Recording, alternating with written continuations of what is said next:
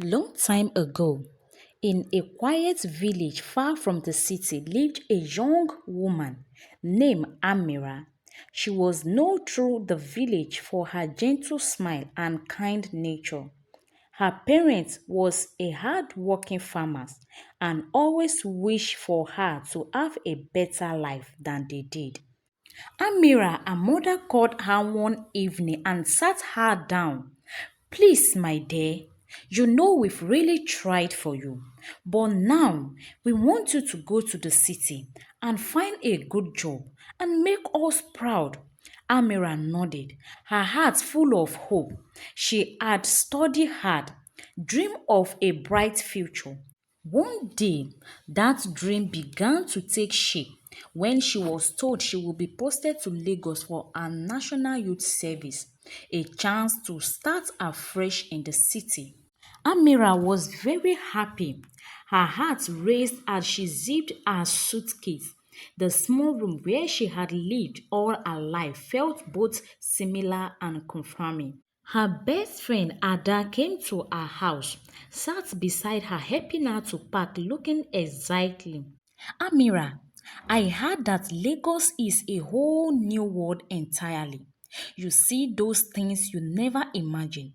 Amira nodded and replied, I am scared, Ada.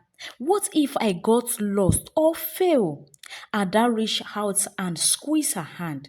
You won't fail. You won't lost. You have got courage. And if you ever feel lonely, just call me. That night, Amira lay awake, rehearsing how she would say goodbye to her family. Early morning, light shined through the window as Amira's mother prepared a small bundle of food. Take this with you, her mother said, trying to clothe carefully. Remember, no matter where you go, your home is here. Her father added, work very hard, make us proud, and please don't forget who you are. Amira hugged them both tightly, fighting back tears. At the bus stop, she stood among strangers, holding her bag as the bus pulled to Gia. Lagos was waiting mysteriously. Hours later, she arrived in Lagos. The city's chaos hit her immediately. The air was thick with noise and movement. Amira's plan was simple: find a cheap place to rest before her NYC camp began. As she walked, she finally stood in front of a small hotel when a woman with sharp eyes smiled at her. Hi there, you look new here. Are you lost? She asked. Amira hesitated but nodded. My name is Kemi, the woman said. If you want, I know a place safe for someone like you. Amira inside screamed, stood in fear, but the woman's warm tone softened her fears. Kemi handed Amira a business card. The edge of the card worn, but the print was clear. Kemi's service, helping newcomers find a way. Call me if you need anything. Lagos can be tricky, Kemi said before driving off into the night. Amira stared after the car, unsure what to make of the encounter. But hunger and exhausted pulled her towards a nearby guest house where the night agent gave her a bed for a modest price. Alone in the room, Amira felt the weight of the city pressing her down heavily. Money was tight. Shaking her phone, Amira counted the remaining naira left in her pocket, enough just to reach her NYC camp the next day. Hunger hold at her, but she forced herself to rest. Tomorrow will be better, she said to herself. The card from Kemi lay on the beside table. A small thread of hope aimed the uncertain. Despite her doubts, Amira decided she will call the number in the morning. Maybe help was closer than she thought. The next morning, and Amira prepared for her first day at the camp. The bus ride was filled with novice faces, young men and women all dreaming of their future. But at a quiet moment, Amira's thought returned to Kemi's card, summoning courage. She dialed the number. Hello, she said. A voice answered. Good morning. This is Kemi. I was expecting your call. Relief flooded Amira's chest. If you are free, come to my house. Let's see how I can help you. Amira smiled for the first time since she arrived in Lagos. At that moment, Amira took a deep breath. I want to build a future. I want to earn enough to help my family. I want to prove I am capable. My parents have suffered enough. They've done enough for me. Amira arrived at Kemi's house. So tell me, what is your plan? Amira took a deep breath and replied, I want to build a future. I mean, a big and bright future. I want to earn enough to help my family. I want to prove I am capable. Kemi nodded thoughtfully. I admire your spirit, but Lagos isn't easy.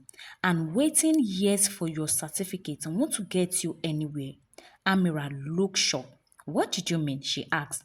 There is a way to start healing now, Kemi said quietly. It is not conventionally, but if you are willing to step outside the usual path, you can change your life fast.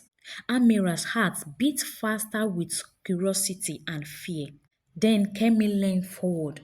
I can see the spirit of fear all over your face and your body. You are in Lagos. You need to be sharp. You need to be intelligent. Use your brain. Use what you have to get what you want. You will be meeting influential people, businessmen, politicians, and so on. Yours is simple. Your role will be to accompany them, attend events, travel. The pay excellent. If you made up your mind and focused, I promise you in 6 months you will become a billionaire fast. Shine your eyes, this girl. I mean, open your eyes and shine it. But wait, oh, it is demanding and not for everyone. You have to decide if you are ready. Amira's mind raced. The idea was tempting, almost unbelievable. Is it safe? She asked Kemi. Kemi smiled. I will be with you in every step of the way. Think it over. Tomorrow, tell me if you want in. She slid an envelope across the desk. Inside a large sum of money for your transport and start up. Don't let this opportunity slip out of your hands. Amira held the envelope tightly as she left Kemi's house. The Lagos sun was dipping low, casting long shadows over the busy street. Her mind full with thoughts and questions. Can I really trust this woman? Was the offer too good to be true? Yet, the image of her struggling family back home pushed her forward. Maybe this is my chance, she said. That night in her modest hotel room, Amira weighed the possibility and fears, knowing that her choice tomorrow would change everything. The next morning, Amira called Kemi.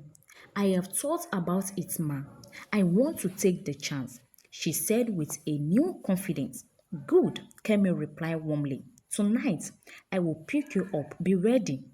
Amira spent the day nervously preparing. She cleaned her clothes, practiced her smile in the mirror, and tried to calm the flutter in her stomach. Ada called to check on her, and Amira hesitated before telling her about the offer. Be careful, Ada warned, but if you believe it is right, you can go for it. I wish you the best. That evening, a black car pulled up in front of the hotel. Kemi stepped out, dressed in peaceable, radiant, power and control. Come, Amira, she said, opening the door. Amira went inside the car. The ride was smooth but silent. Amira's eyes darted around the city light, feeling both excitement and fear. You are stepping into a new world, Kemi said quietly. But remember, this life has rules and price. You must be ready to pay them. Amira nodded, swallowing hard. Kemi's apartment was in Victoria Highland, a luxury place. Ma, Amira said, but this is not where I came day before yesterday. Yes, she replied. That place we first met is my resting place. Amira had only seen something like this in magazine. Inside, a team of chefs and helpers running quietly, preparing food and tidying the space. This is your new home for now, Kemi said, showing Amira around.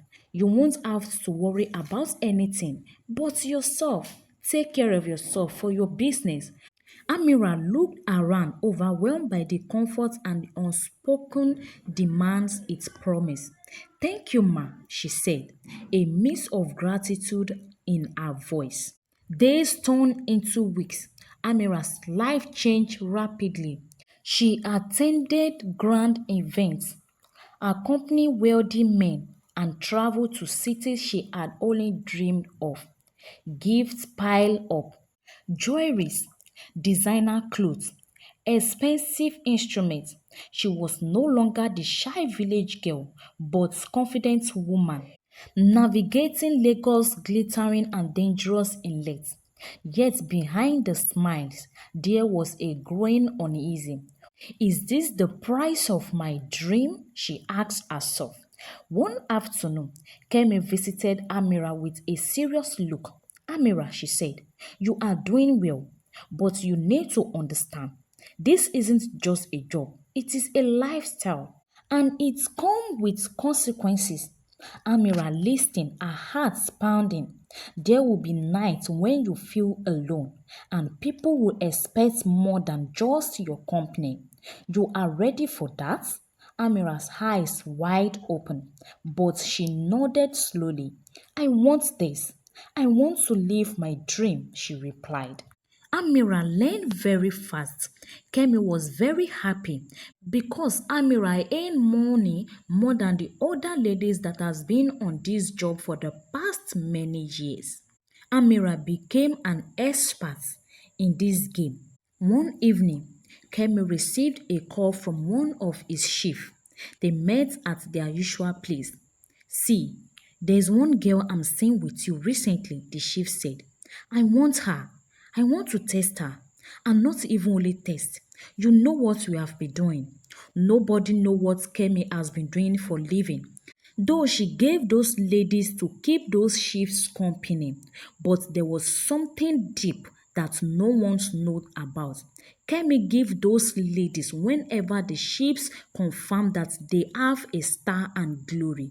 They use those ladies to renew their wealth. Then Kemi replied, Chief, what are you saying? I gave you one 2 months ago. It's too early to renew it. Please, you need to calm down and take it easy. Then the chief hold her. You know how we used to do it. Okay, I will give you 30 million. Just give her to me. Kemi shook her head with disagreement. No, chief, it is not possible. Then chief replied, okay, I will make it 50 million then.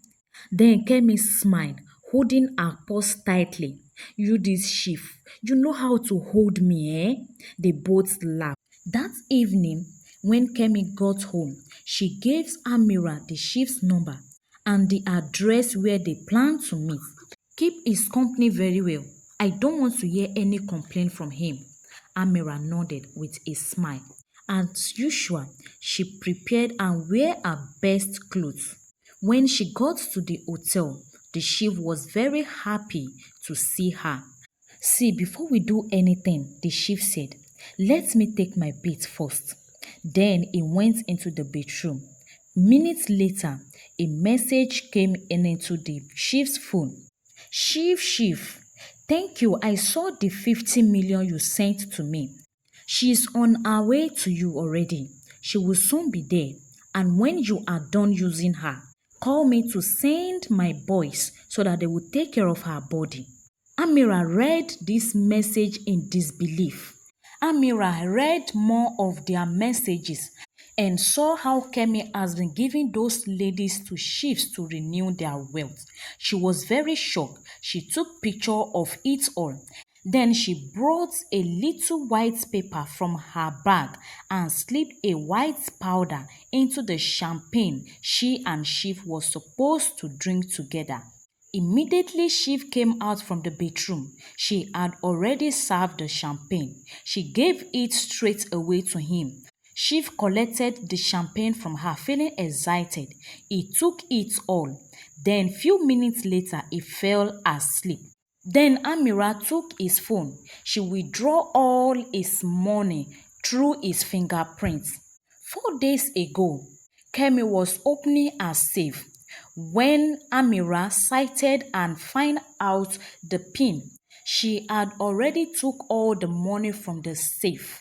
Then she sent all the message to police, dropped the chief's number and Kemi's number. She took the chief's money and Kemi's money and ran away.